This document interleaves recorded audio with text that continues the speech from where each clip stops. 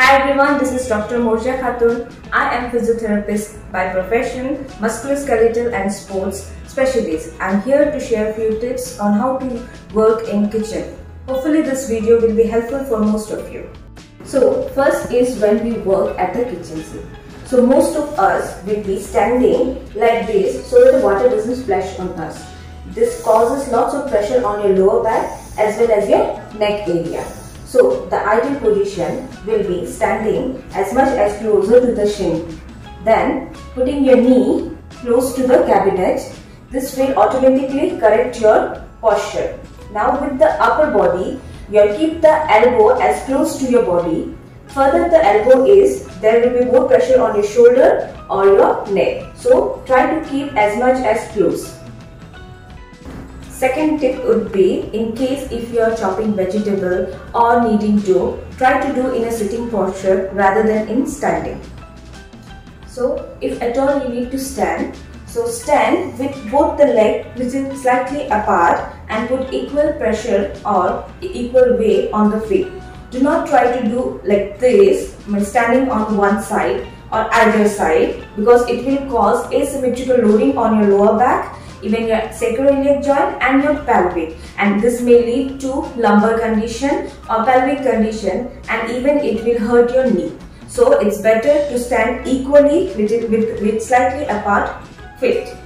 Now when you are chopping vegetable, this is the posture that we assume. You can see how much you are bending your neck.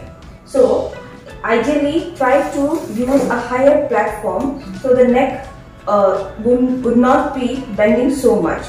Even I like to advise to tuck your chin little bit so that it doesn't cause any stress on your head. It is very useful for people who is suffering from cervical spine or upper back pain. If you are having any lower back pain or any knee pain, it is advisable to use a smaller platform or any smaller stool under your foot. So, it will ease pressure on one of your leg.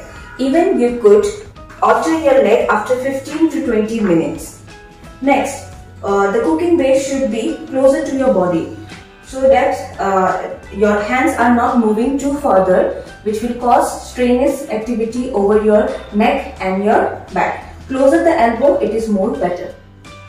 Now, if you need to lift any heavy object in your kitchen, so the ideal position will be squatting first rather than bending. Okay, this is a very dangerous position. It might lead to slip disc. So try to squat first.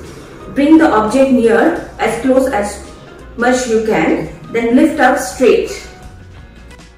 If the weight is on higher position, you need to use both the hand, hold it, bring it towards your body and place it down. From here, you need to place it lower down like this. Okay, do not move it directly from higher to more lower position.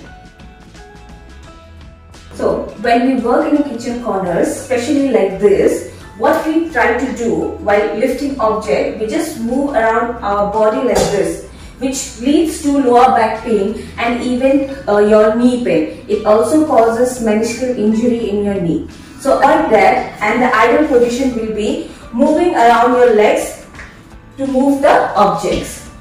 Always remember, the dynamic posture is better than a static posture. So when you're working around a kitchen, if you need to stand for a longer time, try to move your legs up and down, bend your knee, and even you can do toe standing so that the blood circulation will be pumping and your muscles will be active.